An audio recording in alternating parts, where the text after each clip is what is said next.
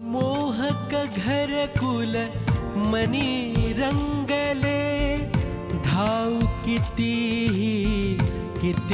मृगजळे, पाप पुण्य जणू एकच प्याले, पाप पुण्य जणू एकच प्याले, माणुसकीचे रीते सोहळे, माणुसकीचे रीते सोहळे, क्षितिजावरती जाईवे सही,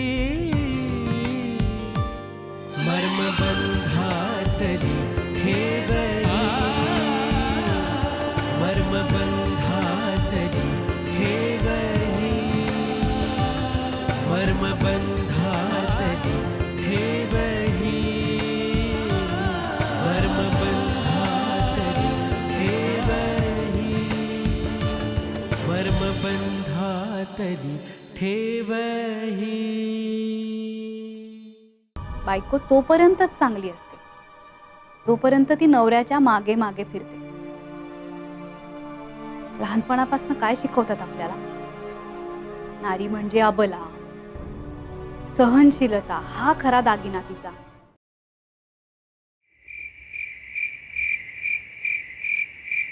पप्पा, ओमचं वागणं तुम्हाला पटतंय? या सगळ्यामध्ये माझा काय संबंध आहे? त्यांना काय करायचं ते करू दे. इथं माझंच मला निस्तरता येईना. आप्पा ठीक आहेत ना? हो. तुमची माता कुठे आहे? आऊच्या खोलीत आहे. बोलवू का? नाही नको. आणि तिथे गर्दी करू नका म्हणून सांग सगळ्यांना. आळीपाळीने तिच्याजवळ थांबायला सांग. नाहीतर बसतील आऊच्या उराशी. तिला आराम करू द्यायला सांग. मी फ्रेश होऊन आलो, तुम्ही जेवायला घ्या.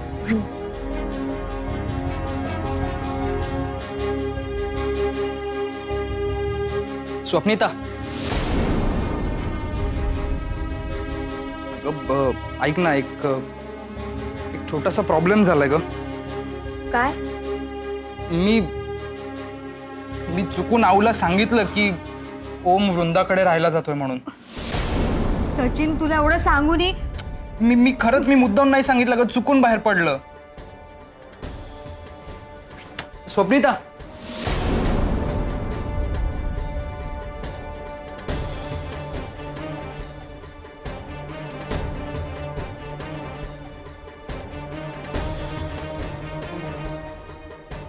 हॅलो. नाही, अजून तरी कोणीच आलं नाही. हो, मी फोन केलेला. पण डॅड, मी घर सोडून चांगलं केलंय ना? नाही डॅड, माझा विश्वास आहे तुमच्यावर. हो चालेल, आपण परत बोलूया. ठीक आहे, ठेवतो मी. ओम, अगं हे काय, नॉक तरी करायचं ना. अरे तूच कॉल करून बोलवलंस ना. ओम, हे तुझं वागणं आम्हाला अजिबात पटलेलं नाही. काय चक्क घर सोडून आलंस? घरच्यांवर रागवणं मी समजू शकतो बेटा, स्वाभाविक आहे. पण म्हणून घर सोडायचं आपण? काल ऑफिसमध्ये घडलेली घटना मी तुला सांगितली नसती तर मला माहिती आहे तू घर सोडलं नसतंस. मला माझी स्वतःची लाज वाटते बेटा आता या क्षणी.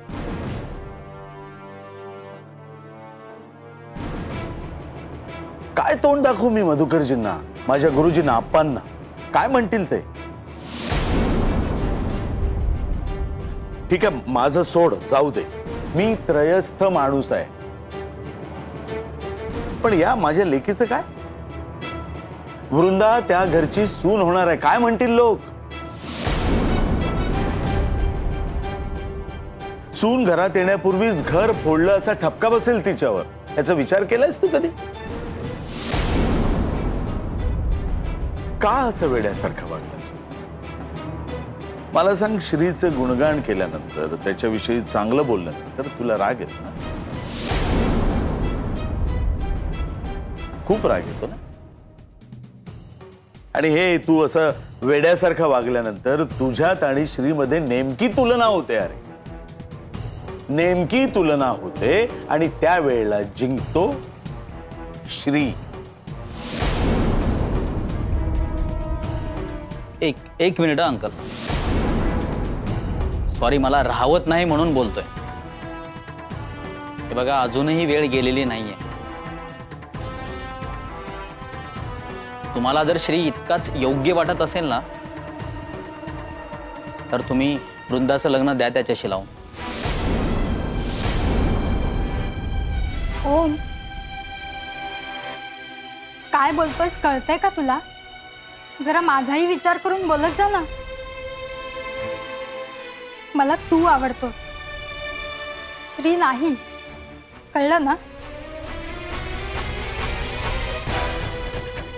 मग काय करू सांग ना. हे सगळ्याशी भांडून मी घर सोडलं, तरी हा श्री माझी पाठ सोडत नाहीये. ठीक आहे ना, तू लक्ष नको देऊस. एक काम कर, तू आवर, चल कुठे? तुझ्या घरी. कोणतं घर बांधतो? मी सगळं सोडून आलोय. हा शुद्ध वेडेपणा आहे. असेल, नाही असेल वेडेपणा, पण मला बघू तरी द्या की माझ्यात किती दम आहे ते. मला आता घरी जायचं नाही. आणि जेव्हा मी घरी जाईन ना, तेव्हा स्वतःला सिद्ध करूनच मग घरी जाईन.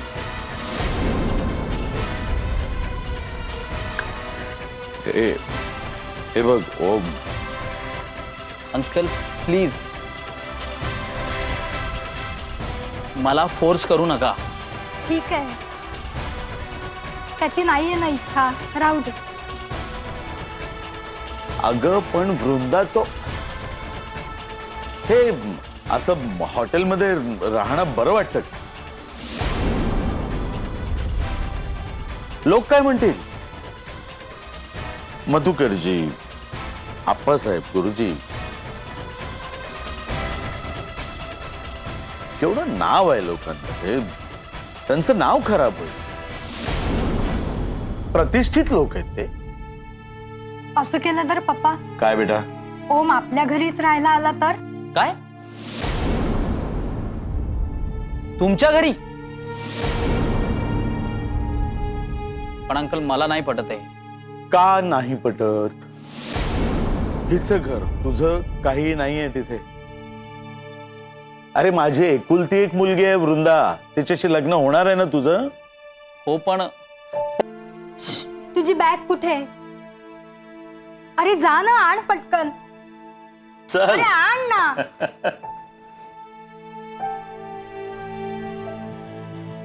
हा, तू ना खूप हट्टी आहेस. बघ बघ, आताच विचार कर हं, ओम, नंतर सुटका नाहीये. इथे कुणाला सुटायचंय अंकल? हा?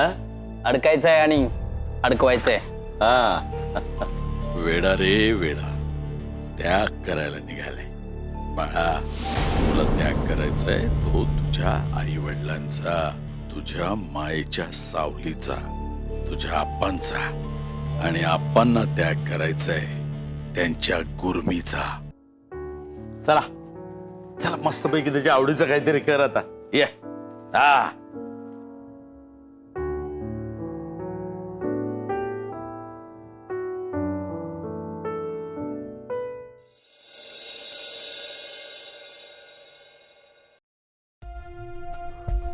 ये ओम बेटा, आता आजपासून तू इथेच राहायचंस, अर्थात तुझी इच्छा असेल तोपर्यंत. हा? अरे घे ना एकदाचा. काय म्हणतो ते तरी बघ ना, काय म्हणणं आहे त्याचं. काय म्हणणार आहेत? घरी ये म्हणतायत. अरे मग कशाला एवढं ताणून धरतोय? बघ ते म्हणत असतील तर जा घरी. पप्पा, तुम्ही उगीच का फोर्स करताय? त्याला जायचंय तर जाईल, नाही तर राहील. अरे घे ना फोन, का कट करतोयस? तू इथे राहायचं ठरवलंयस ना, मग तसं त्यांना स्पष्ट सांगून टाक ना. अगं मगाशी सचिनला मी सांगितलं ना की मी तुमच्या घरी राहायला येतोय म्हणून. परत परत तेच सांगू मी त्याला?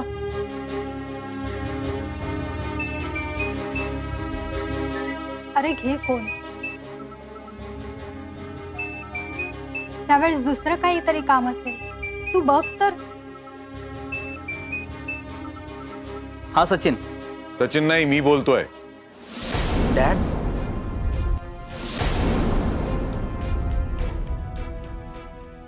काय करणार? माझ्या नंबरवरनं फोन केला, तू घेतला नाहीस म्हणून सचिनच्या नंबरवरनं करतोय. का काही काम होतं का? तू आहेस कुठे? सचिनने तुम्हाला सांगितलं नाही की मी वसंत अंकलकडे राहायला आलोय म्हणून? आणि मी आता इथेच राहणार आहे. तू हा मूर्खपणा थांबवणार आहेस की नको त्याला. तू ताबडतोब घरी निघून ये. डॅड, मी फोन ठेवतोय. 1 मिनिट, मी सांगतोय ते नीट ऐकून घे.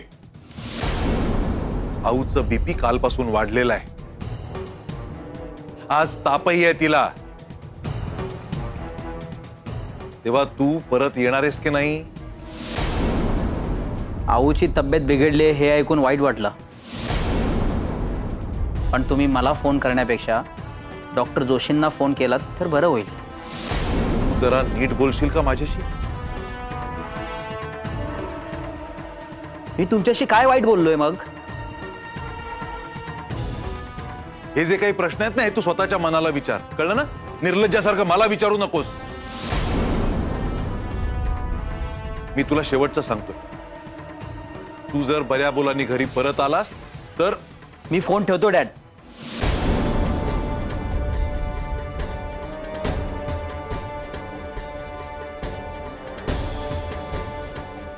परत सांगणार नाही.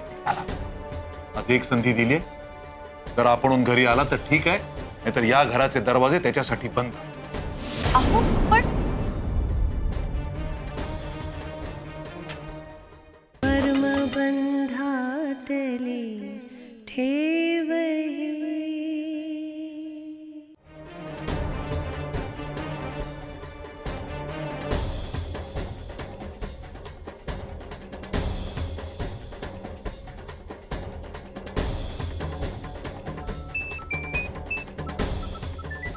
एक मिनिट, फोन कट करू नकोस, मला दे, मी बोल.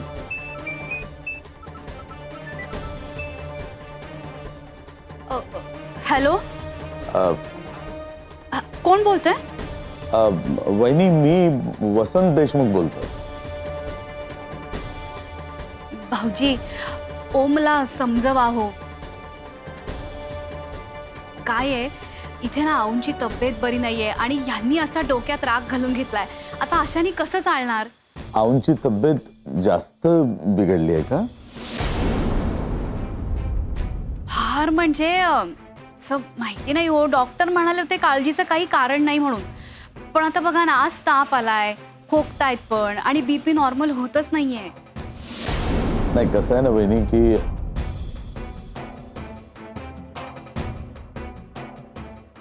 पोरं ऐकणार नाहीत असं पटकन. एक काम करा, आजची रात्र त्याला राहू द्या इथे. उद्या सकाळी मी स्वतः त्यांना घेऊन येतो तिथे. आणि हो वहिनी, मधुकररावांना सांगा, म्हणावं माझ्यावर थोडा विश्वास ठेवा. मी मित्र आहे तुमचा, शत्रू नाही. नाही नाही भाऊजी, तुमच्यावरती पूर्ण विश्वास आहे हो आमचा. आमचा ओमच आता अहो तरुण रक्त आहे, घालायचंच नाही. हं? तुम्ही ओमची काळजी करू नका, मी आहे ना. तुम्ही फक्त आऊंची काळजी घ्या. हं? आणि हो, अरे बोलता बोलता राहिलं सांगायचं, तुमच्या जवळच माझ्या ओळखीतलं एक हॉस्पिटल आहे, जीवनदीप हॉस्पिटल. हवं तर आऊंना तिकडे ऍडमिट करूया आपण. स्पेशल रूमची व्यवस्था करतो तिकडे. नाही, नको नको, आऊंचं आम्ही बघतो. तुम्ही ओमला समजवा प्लीज. हा, ठेवू फोन मी? ओके, हां ओके. बाय. बघितलं सो, तुझ्यामुळे काय घडलंय तिकडे. आऊंची तब्येत बिघडली. अंकल, तर याच्या पुढे त्यांचं ते बघतील आणि माझं मी बघेन. बाय. तू शांत हो. वृंदा बेटा, त्याला त्याची खोली दाखव. जा, विश्रांती घे.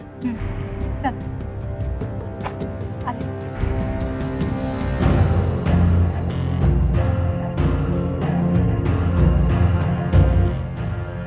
किती समजवायचं पोराला, पोरग काही ऐकत नाही. पप्पा, तुमच्या तंबूचा एक खांब कोसळला हो.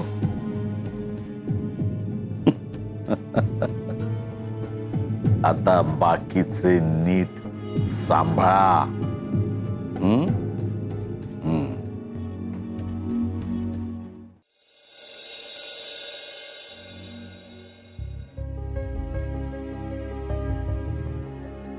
डॅड,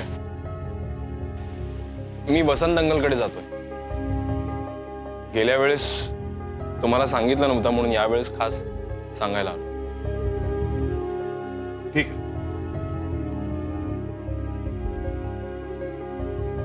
तुम्हाला काहीच बोलायचं नाहीये? काय बोलू? तू मला काय सांगितलंस की तू वसंतरावांकडे जातोयस? मला विचारलं नाहीस ना की जाऊ का नको म्हणून?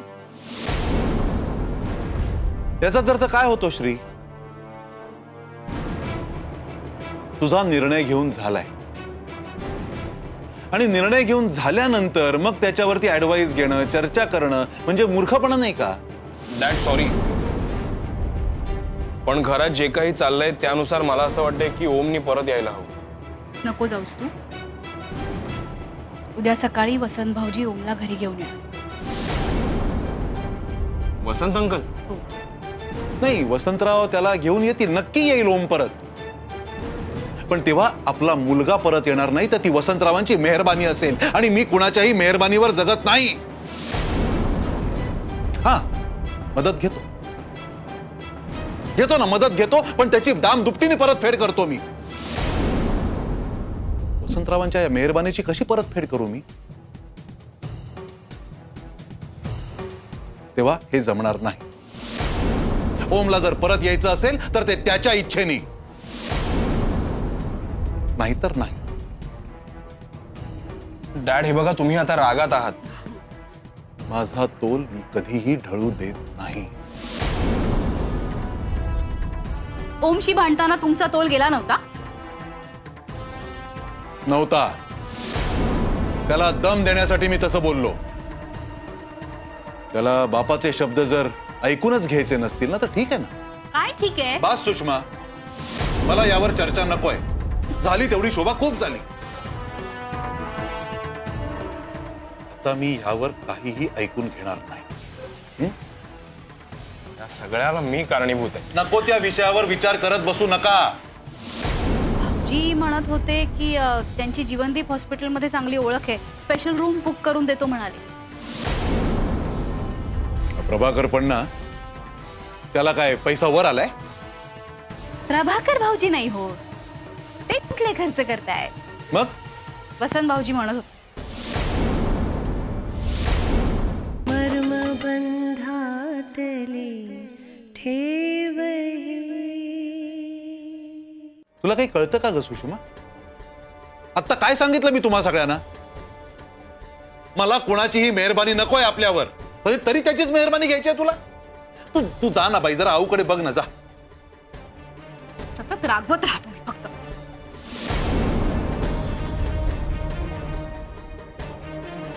Shri,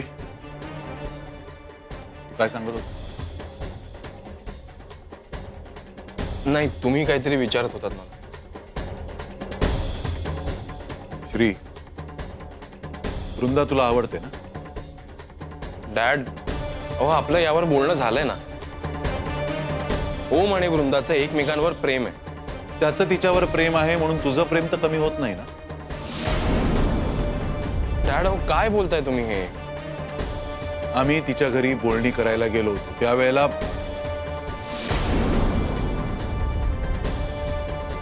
dad, relax.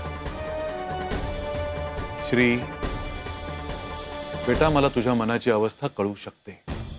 हे बघा डॅड, माझा स्वतःवर पूर्ण कंट्रोल आहे. मला काळजी आहे ती ओमची. तो खूप इमोशनल आहे हो. आणि हा वसंत देशमुख सरळ माणूस नाहीये. त्यांनी ओमचा फायदा घेऊ नये एवढंच मला वाटतंय.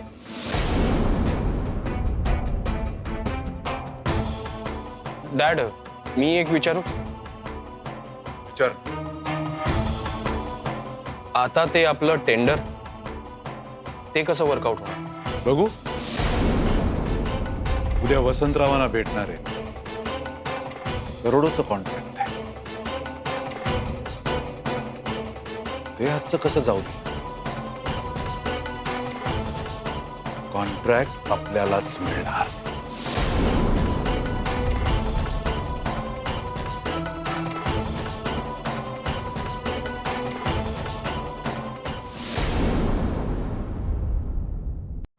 तू वसंतराव देशमुखांकडे जा, तिथे ओमला भेट. पण डॅड, तुम्हीच त्या दिवशी म्हणाला होतात की त्यांच्याकडे आता जायचं नाही म्हणून. मी त्याला घरी परत बोलव म्हणून तुला सांगायला जायला सांगत नाहीये. ते जा, त्याचा पुढचा प्लॅन काय आहे ते समजून घे जरा त्याच्याकडून.